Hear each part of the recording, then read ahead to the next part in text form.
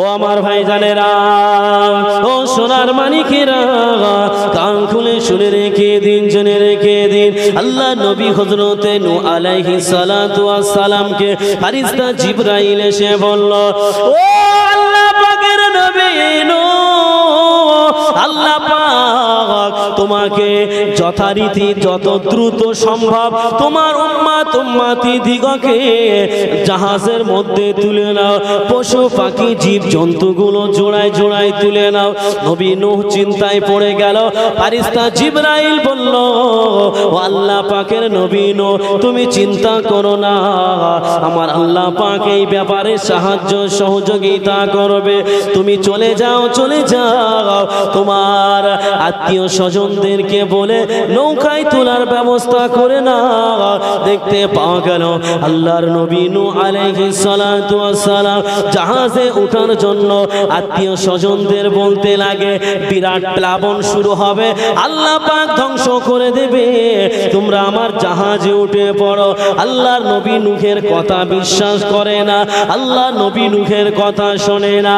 আল্লাহ নবীর নূহকে বলতে লাগে, তুমি যাও, চলে যাও, তোমার কথা আমরা মানতে পারবো না।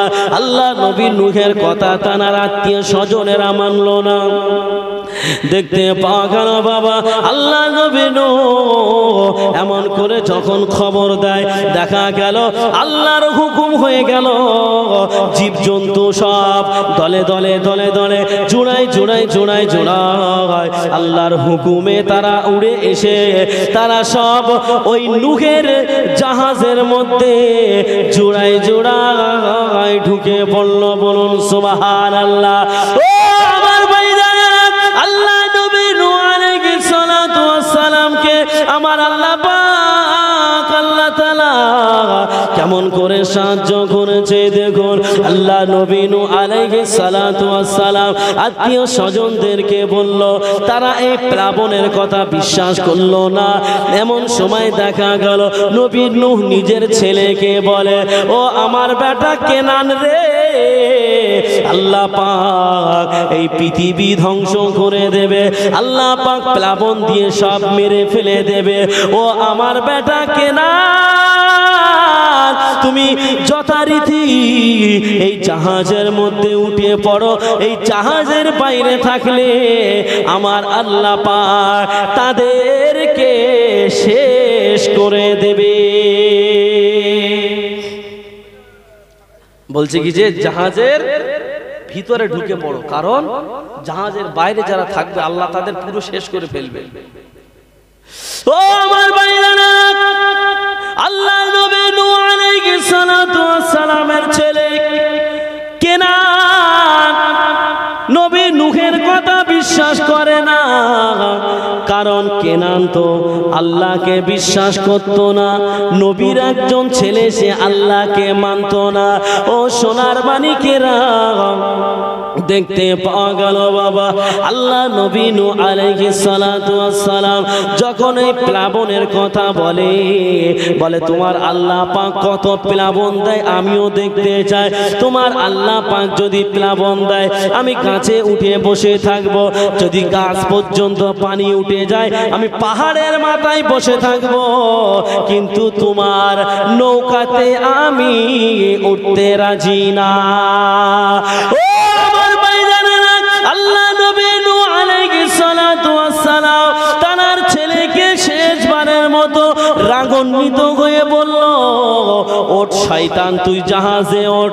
দেখা গেল বাবা, যখন শয়তানের কথা বলল, ওই সুযোগে ইবলিস শয়তান জাহাজের মধ্যে ঢুকে পড়ল। কিন্তু ইবলিস জেনে গিয়েছে আল্লাহ মেরে ফেলবে, কিন্তু নবীর বেটা কেনান সে মানল না। ও আমার ভাইজানেরা, কান খুলে শুনে রেখে দিন, জেনে রেখে দিন, আল্লাহ নবী নূহ আলাইহিস সালাতু ওয়াস সালাম যখন নিজের ছেলেকে বলল, নিজের ছেলে যখন মানল না, আল্লাহকে বলে, আল্লাহ পাক আপনি তো বলেছিলেন আল্লাহ আযাব গজবের হাত থেকে আমার পরিবারকে বাঁচাবে।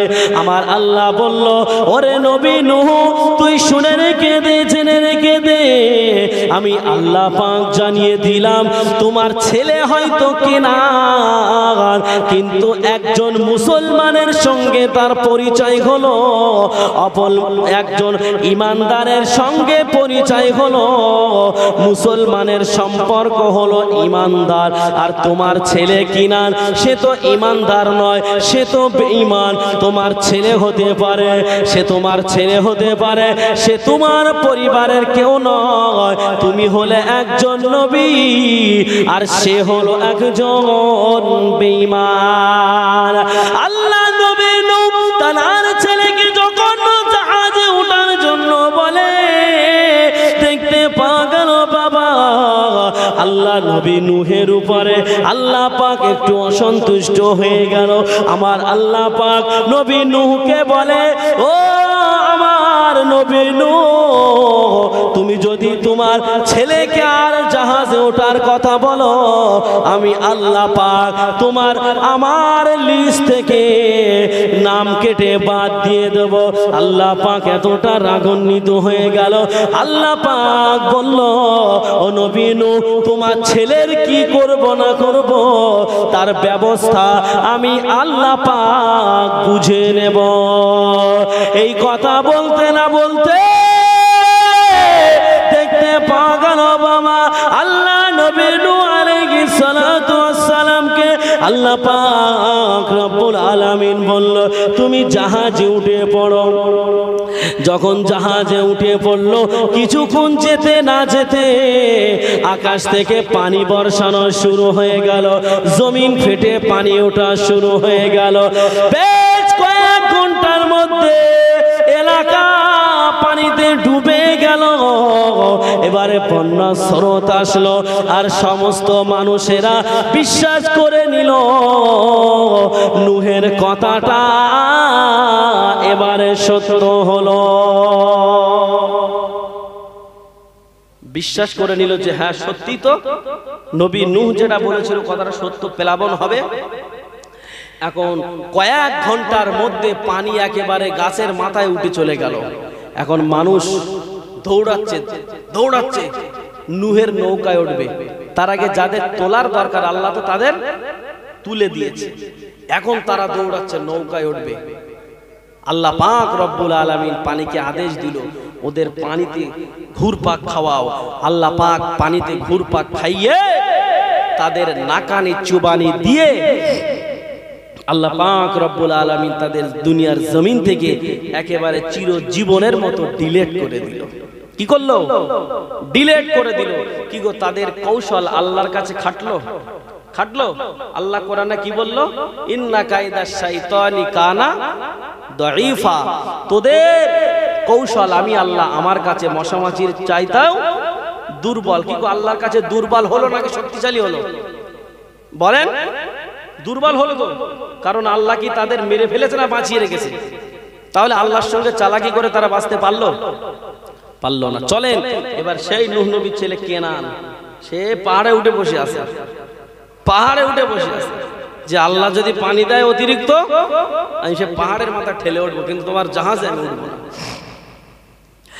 ও আমার ভাইজানেরা, শুনে রেখে দিন, জেনে রেখে দিন, ও সোনার মানিকেরা, দেখতে পাওয়া গেল বাবা আল্লাহ পাকের হুকুমে পানিটা পাহাড়ের উপরে উঠতে লাগলো। নূহ নবীর ছেলে কেনান এবারে তো টেনশনে পড়ে গেছে, আমি কোথায় যাব, আমার তো আর পালানোর জায়গা নাই। ও আমার ভাইজানেরা, নূহ নবীর ছেলে কেনান এবারে আল্লাহ পাকের তসবিহ পড়তে লাগে, আল্লাহ পাকের তসবিহ পড়তে লাগে।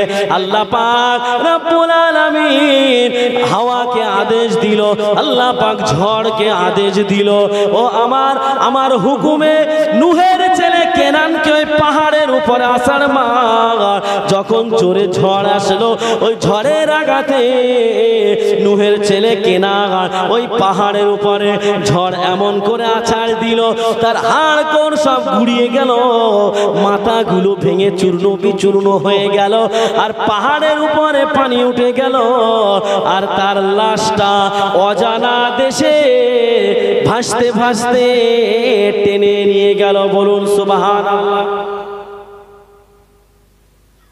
আল্লাহ পাক তাকে ওই পাহাড়ের উপরে হাওয়াকে বা ঝড়কে আদেশ করেছে দেখো আছাড় মার। ঝড় গিয়ে এমন করে তাকে আছাড় মেরেছে, তার হাড় কোড় সব গুঁড়ো হয়ে গেছে, মাথা মাথা ফেটে গেছে। এবারে পানির স্রোতে তাকে অজানা দেশের একেবারে টেনে নিয়ে চলে গেছে। চিন্তা করেন আল্লাহ পাক রব্বুল আলামিন কি না করতে পারে। এইবারে তাম পৃথিবীতে সমস্ত জায়গায় পানি আর পানি, পানি আর পানি, পানি আর পানি। এখন সমস্ত মানুষ সব শেষ, কেবলমাত্র বেঁচে আছে কারা? যারা ওই জাহাজে আছে, আল্লাহ পাক শুধু তাদেরকেই বাঁচিয়ে রেখে দিয়েছে। ওই জাহাজটা চলতে লাগে, চলতে লাগে, চলতে লাগে, কোথায় যায় না যায় কেউ কোনো খোঁজ রাখে না, কেউ কোনো খোঁজ রাখে না। কিন্তু ওই জাহাজটা বেশিরভাগ ঘোরাফেরা করত ওই বাইতুল্লাহর আশেপাশে, জাহাজটা চক্কর মারত, বেশি দূরে যেত না। ও আমার ভাইজানেরা, জাহাজটা চলতে চলতে চলতে চলতে বেশ অনেক দিন হয়ে গেল। ওই জাহাজের মধ্যে ছিল যার নাম হলো ইবলিশ।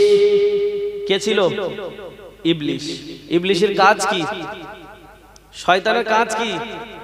মানুষের ক্ষতি করা, মানুষের বিপদে ঠেলে ফেলে দেওয়া, দিয়ে হাততালি দেবে, মজা নেবে, ওর কাজই ছিল ওইটা।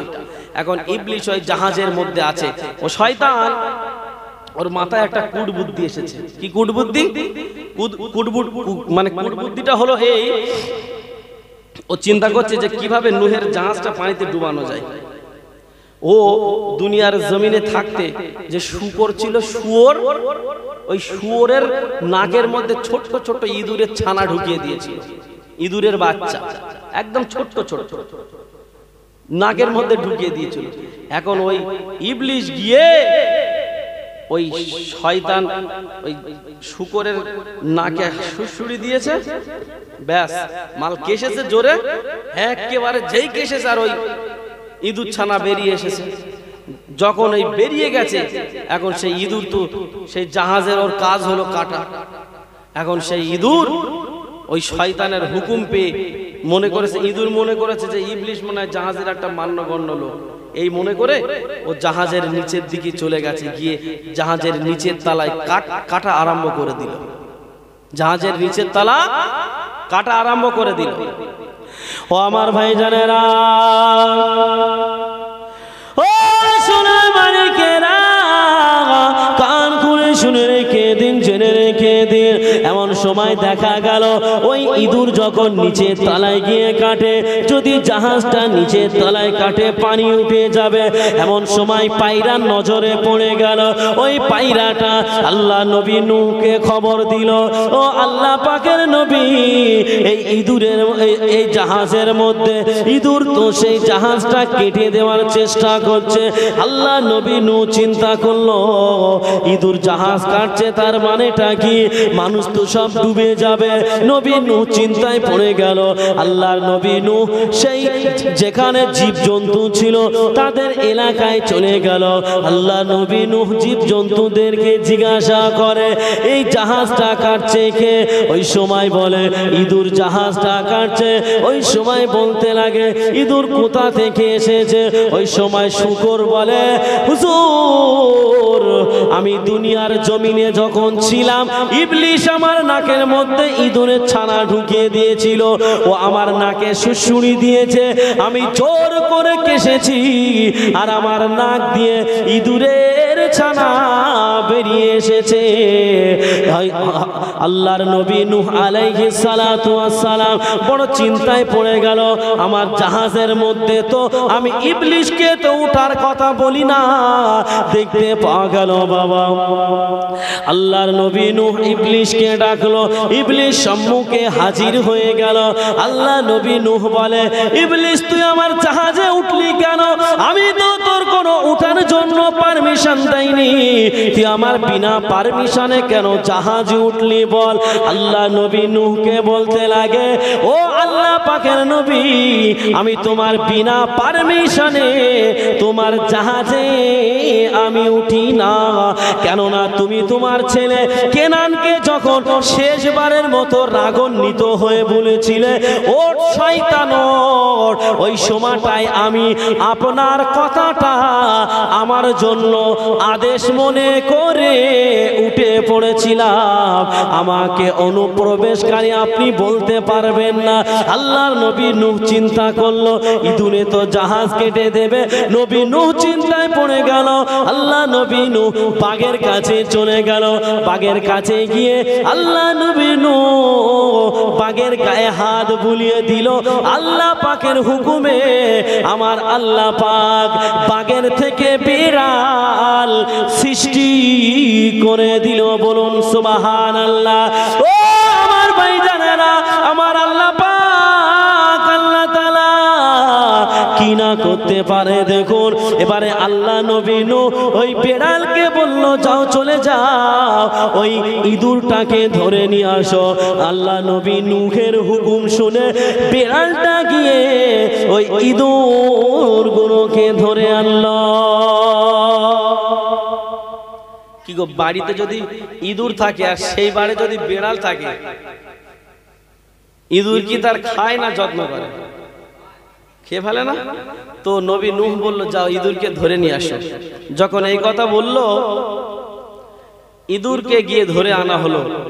বলছে, কি ব্যাপার, জাহাজ কাটছো কেন? বলছে, হুজুর আমাদের কোনো দোষ নয়। তাহলে কার দোষ? ওই ইবলিশের দোষ। কেন? আমরা তো মনে করেছিলাম ওই ইবলিশ মনে হয় এই জাহাজের একটা মান্যগণ্য লোক, মান্যগণ্য লোক, কিন্তু ও আমাদেরকে বলেছে জাহাজের নিচে কেটে দেওয়ার কথা।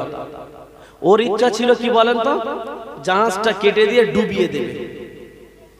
এইবারে যখন বলল যে আমাদের কোনো দোষ না, ইবলিশ বলেছিল নবী নূহকে, আর বুঝতে বাকি থাকলো না যে এই শয়তানের দ্বারা এই কাজটা হওয়া সম্ভব। এমন করে যেতে যেতে 6 মাস 40 দিন, 6 মাস 8 দিন জাহাজটা চলতে আস্তে আস্তে এবারে একটানা 40 দিন বর্ষা হলো, পানি হলো, আর 6 মাস 8 দিন সে জাহাজ চললো। আস্তে আস্তে পানি কমতে লাগলো। আল্লাহ পাকের হুকুমে ওই পানি কমে গিয়ে একটা জাহাজে গিয়ে সে একটা পাহাড়ের ধারে গিয়ে জাহাজটা ঠেকে গেল, এবং সমস্ত মানুষ জীবজন্তু আবার পুনরায় পৃথিবীর জমিনে আবার বসবাস করা শুরু করে দিল। জোরে বলেন সুবহানাল্লাহ। তাহলে আমরা প্রত্যেকেই এই ওয়াজের দ্বারা কি শিক্ষা গ্রহণ করলাম? কি শিক্ষা গ্রহণ করলাম বলেন? আল্লাহ ছাড়া কোনো মাবুদ নাই। তাহলে সে আল্লাহকে আমাদের বিশ্বাস করতে হবে না? আল্লাহকে মানতে হবে না? কি গো, আল্লাহকে মানতে গেলে কি করতে হবে? মদ খেতে হবে তো নাকি? এই তাহলে কি খেতে হবে? আল্লাহকে মানতে গেলে মদ খেলে হবে না, জুয়া খেললে হবে না, ঘুষ খেলে হবে না, রাত 12টার পরে গিয়ে দৌড় ঠেললে হবে না। কি করতে হবে? নামাজ পড়তে হবে। আপনি যদি নামাজ না পড়ে, আল্লাহ পাক আপনাকে কঠিন জাহান্নামের আগুনের মধ্যে দিয়ে আপনাকে পুড়াবে, পুড়িয়ে ছারখার করে দেবে। কেউ আপনাকে রক্ষা করতে পারবে না। যারা নামাজ পড়ে না, যারা রোজা করে না, যারা কোরআন মানে না, যারা হাদিস মানে না, আল্লাহ পাক তাদের জন্য জাহান্নামের আগুন ব্যাপক আকারে শক্ত করবে। আল্লাহ পাক ফারিস্তাদেরকে হুকুম করলো, ও আমার ফারিস্তারা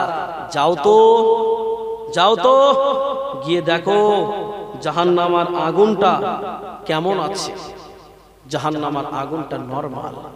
আল্লাহ পাক বলল, ও আমার ফারিস্তা তোমরা চলে যাও, জাহান্নামের আগুনটা জ্বালানো শুরু করে দাও। কি করে দাও? জাহান্নামের আগুনটা আল্লাহ পাক জ্বালানোর কথা বলল। ও আমার ভাইজানেরা, ও সোনার মানিকেরা, কান খুলে শুনে রেখে দিন, জেনে রেখে দিন, আমার আল্লাহ পাক আল্লাহ তাআলা ফারিস্তাদেরকে হুকুম করলো, ও আমার ফারিস্তারা তোমরা জলদি করে চলে যাও, জাহান্নামের আগুনকে জ্বালানো শুরু করে দাও। জাহান্নামের আগুন ফারিস্তারা আল্লাহর হুকুমে জ্বালানো শুরু করে দিল। ও আমার ভাইজানেরা, জাহান্নামের আগুন 1 বছর নয়, 2 বছর নয়, জাহান্নামের আগুন আমার আল্লাহ পাক আল্লাহ তাআলা জাহান্নামের আগুন 1 বছর নয়, 2 বছর নয়, যখন জাহান্নামের আগুন জ্বালাতে বলল, জ্বালাতে জ্বালাতে জাহান্নামের আগুন 1000 বছর জ্বালানো হয়ে গেল।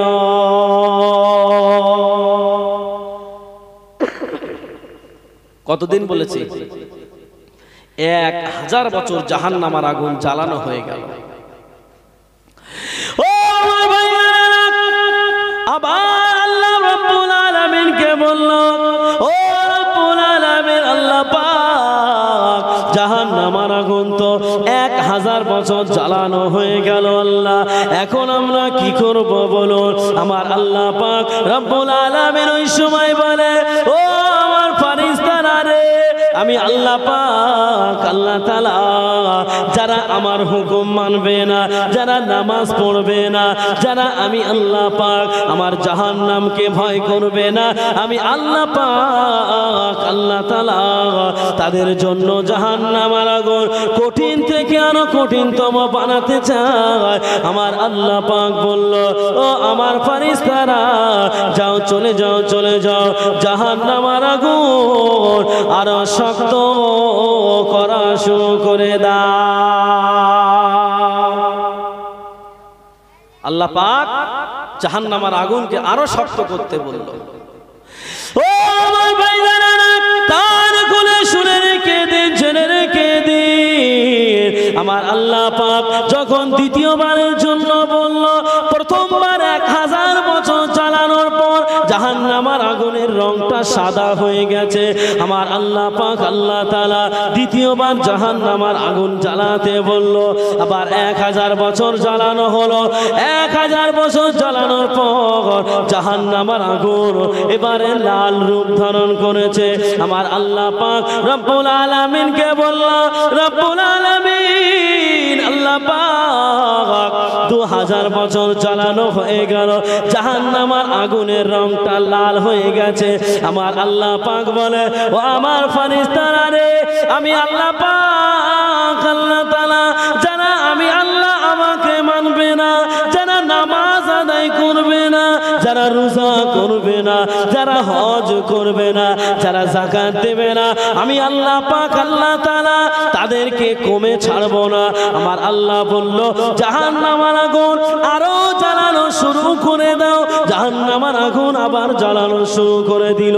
এমন করে জাহান্নামের আগুন 1 বছর নয়, 2 বছর নয়, আবার 1000 বছর জ্বালিয়ে ফেললো। 3000 বছর জাহান্নামের আগুন জ্বালানোর পরে জাহান্নামের আগুনের রংটা এবারে কালো হয়ে গেছে। আমার আল্লাহ পাক আল্লাহ তাআলা ফারিস্তাদেরকে বলল, ও আমার ফারিস্তারা আর জাহান্নামের আগুন জ্বালাতে হবে না, জাহান্নামের আগুন আর পোড়াতে হবে না। এবারে আসামিদের সাজা দেওয়ার জন্য এই 3000 বছর জাহান্নামের আগুন জ্বালানোটা তাদের জন্য প্রযোজ্য হয়ে গেছে। আমার আল্লাহ পাক আল্লাহ তাআলা 3000 বছর জ্বালানোর পরে জাহান্নামের আগুন এবারে জ্বালানো বন্ধ করল। জাহান্নামের আগুন 3000 বছর জ্বালিয়েছে, রং হয়ে গেছে কালো। এবারে ভাবেন সেই জাহান্নামের আগুন এতটাই কঠিন, এতটাই কঠিন, আল্লাহ পাক রব্বুল আলামিন ওই জাহান্নামকে এতটা শক্ত করেছে, যারা এই আসামি হবে, যারা বেনামাজি হবে, যারা ধর্ম মানবে না, ইসলাম মানবে না, আল্লাহ পাক রব্বুল আলামিন তাদের কিয়ামতের ময়দানে কি করবে জানেন? তাদের চেহারাটা কুচ্ছিত কালো করে দেবে, কুচ্ছিত কালো করে দেবে, এবং তাদের চেহারা দেখে দেখে আল্লাহ পাক রব্বুল আলামিন কিয়ামতের ময়দানে বলবেন। পারা নাম্বার 23, সূরার নাম সূরা ইয়াসিন। আল্লাহ পাক সূরা ইয়াসিনের মধ্যে বলল, আমতাজুল ইয়াউমা আইয়ুহাল মুজরিমুন। আল্লাহ পাক কিয়ামতের ময়দানে বলবে, দুটো লাইনে দাঁড়িয়ে যাও। কটা লাইনে? দুটো লাইনে ভাগ করো, চলো দুটো লাইনে দাঁড়িয়ে যাও। একটা হবে জান্নাতীদের লাইন, আর একটা হবে জাহান্নামীদের লাইন। বাবা, বক্তা কিন্তু চলে এসেছে, তাই না? তাহলে আমি কিন্তু বন্ধ করে দিলাম, কারণ এই যেটা ধরেছি এটা 3 ঘন্টা। ক ঘন্টা? 3 ঘন্টা। এখন বক্তাকে বসিয়ে রেখে বিয়াদবের মতো ওয়াজ করাটা আমার দ্বারা শোভা পায় না। বুঝে গেল?